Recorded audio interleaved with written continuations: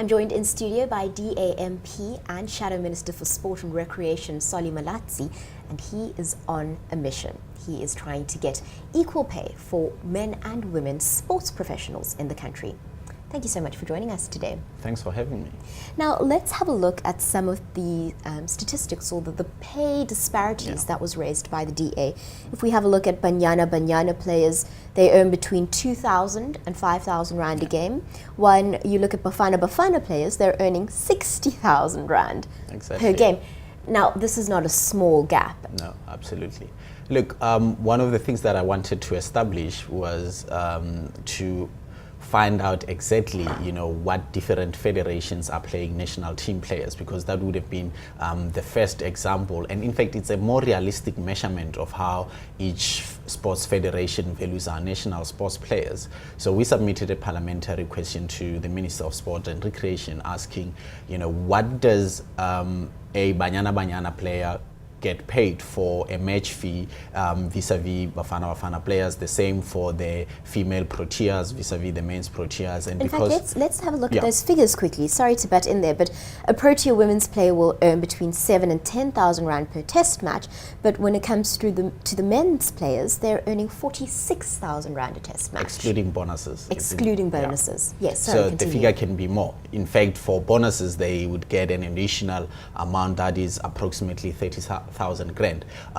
Unfortunately, we didn't have figures for rugby because SARU, for some reason, did not submit their information. But what we're able to establish that there's a huge disparity between what your national female players earn vis-a-vis their male counterparts. And the defensive school of thought says that it's simply because sponsorship levels and levels of investment are far higher for male sport vis-a-vis women's sport. But each federation has a constitutional responsibility in terms of all of their constitution to spearhead the professionalization of female sport. And one of those requirements means that setting up professional structures for competitiveness through regular leagues and ensuring that their prime athletes are remunerated in such a way that they can lead a professional lifestyle. Let's use the example of Banyana.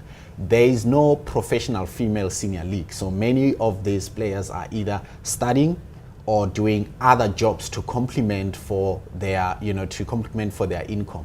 Their only hope of stable income is through their match fees. And we know they do not play regularly. So once in a year, they'll play a friendly. If it's in the lead up to the Olympics, there'll be qualifiers. If there is the African Women's Championship coming up, they'll play several games. But 5 grand for a professional female athlete, you can't establish a professional life out of that. So what we did subsequent to receiving that information was to take all of those factors into consideration, but also be mindful that the constitution of our country says that all shall be treated equally, and regardless of the realistic dynamics that are there in sport in terms of level of investment, all these federations have a responsibility to ensure that they take the lead in spearheading the professionalization of female sport, but also they receive government funding, and that government funding can be channeled in such a way that as part of promoting sports development, you ensure that groupings such as women that have just taken up the sport can actually pursue sport as a professional career.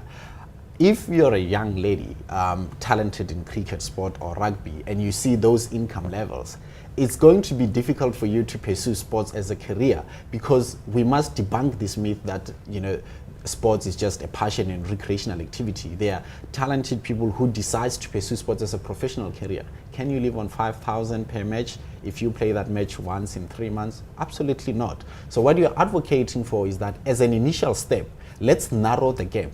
But let's also put the measures in place. If we establish a competitive female league that is aligned to SAFA's 2020 vision of ensuring mass participation in football, but also ensuring that our athletes are treated very well and they earn respectable incomes.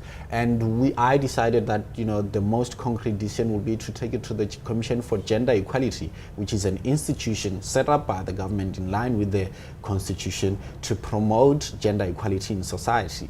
And there's some background to why this is, and some of the criticism that has been thrown my way was that it's unrealistic to accept that. But who makes these decisions about female athletes getting less? You'll find out that those sports boardrooms are overpopulated by men.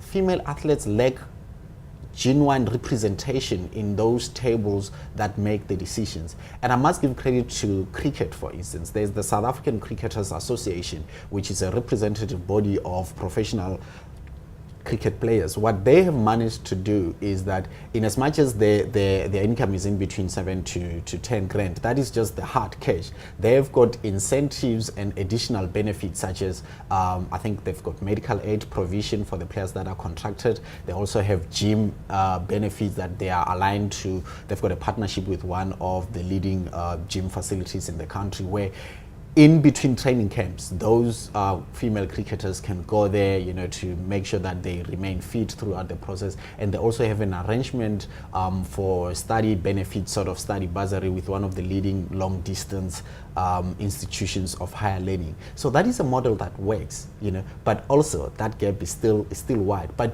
in that aspect, we gotta give credit where it's due that they have made some sort of progress. But in football, it's worse, and we are hoping that the Commission of Gender Equality would be bold and decisive and say this is the reality that South Africa faces, and you know our society has been engulfed by gender inequality for so many decades that, for the specific purpose that a body like the the Commission for Gender Equality was set up, is to try and dismantle these obstacles that are there for ensuring that women are held, their prosperity is held back by, you know, patriarchally set up structures in different forms of society.